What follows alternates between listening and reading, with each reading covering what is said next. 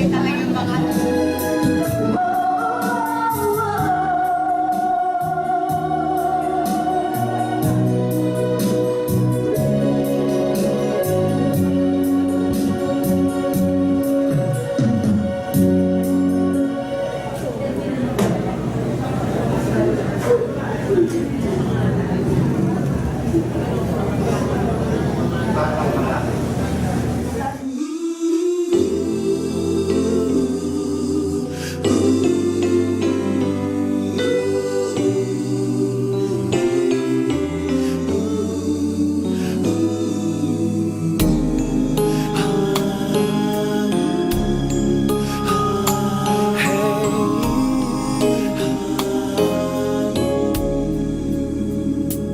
Lead me, Lord. Lead me by the hand and help me face the rising sun. Comfort me through all the pain that life may bring. There's no other hope that I can lean upon. Lead me, Lord. Lead me all my life. Walk by me across the lonely roads that I may face. Take my arms and let your hand show me the way. Show the way to live inside your heart all my days, all my life. Anak at Espiritu Santo, amin. Sumainyo ang Panginoon. Mga kapatid, mag-aral tayo ng panalangin na banal na misa para sa ating kapatid na yumao. Ipanalangin natin ang kapapayapaan ng kanyang kaluluwa at sa ikapagpapatawad ng kanyang mga kasalanan. Siya nawa ay maging maligaya sa piling ng ating Ama sa kalangitan at nagpinawa siya sa kanyang kaharian at nagtimpalaan siya ng buhay na walang hanggan. Upang tayo ay maging marapat, gumanap sa banal na pagdiriwang, humingi muna tayo ng tawad sa mga nagawa nating kasalanan. Panginoon, kaawaan mo kami. Panginoon, kaawaan. Kristo, kaawaan mo kami. Kristo, kaawaan. Panginoon, kaawaan mo kami. Panginoon, kaawaan.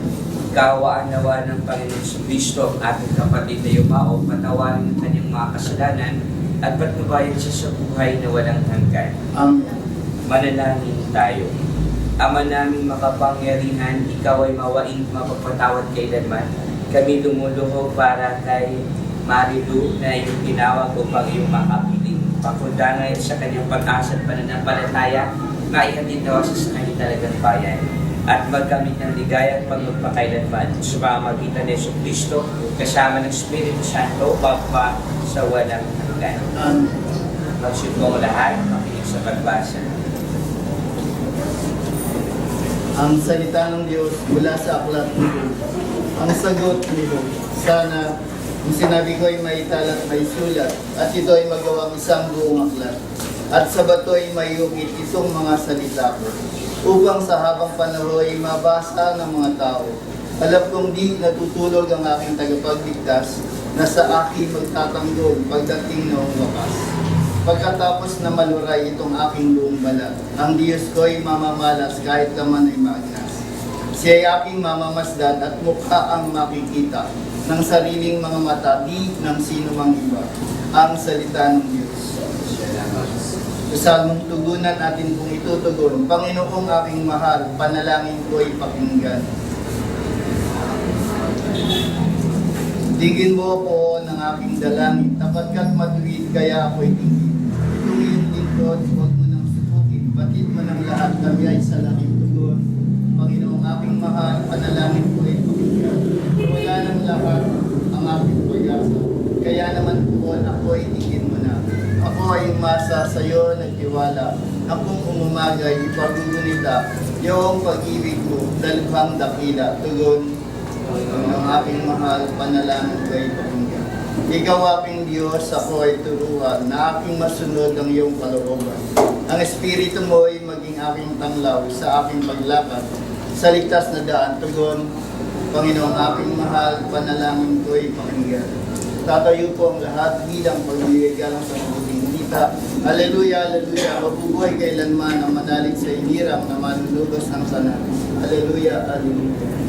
Sumainyo ang Panginoon, ang mabuting balita ng Panginoon ayon kay San Juan. Papuri sa iyo, Panginoon.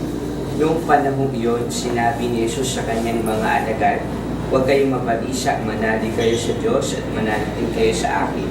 Sa bahay ng aking ama ay maraming silid, kung hindi kayo, sinabi ko na sana sa inyo ang pagkaroon ako upang ipaghanda ko kayo ng matitirhan. Kapag naroon na ako na ipaghanda na kayo ng matitirhan, babalik ako at sasama kayo sa naroroonan ko. At alam na ninyo ang daan patungo sa pupuntahan ko.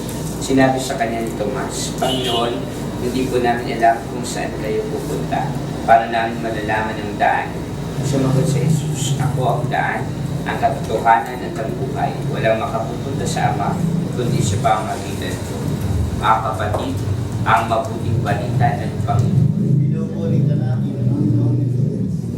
Magsipo tayo sa mandali. Ang Panginoon ang ating pinananaligan.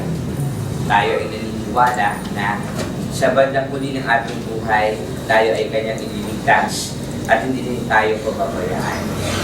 At sino sa kanya ay sumasampalataya at nananalig ng tunay, ay pagkakalooban niya ng buhay na walang hanggan. Sino ba naman sa atin ang sa sarili natin ay nabubuhay sa kanyang sarili lamang? Kundi tayo ay mayroong mga mahal sa buhay, meron tayong pinaghuhugutan ng lakas ng loob at ang katatagan, may nagbibigay sa atin ng inspirasyon at nagpapadama ng pagmamahal. Kaya ang Panginoon na maaaring hindi natin nakikita, pero nadadama natin. Ang Panginoon na ating pinaniniwalaan na magliligtas sa atin ay lagi nagpapaalala sa atin ng kanyang pagmamahal. Sa lahat ng aspeto at karanasan o mga pagsubok na pinagdadaanan, siya ay naroon at lagi tayo binibigyan ng kaliwanagan at kapayapaan.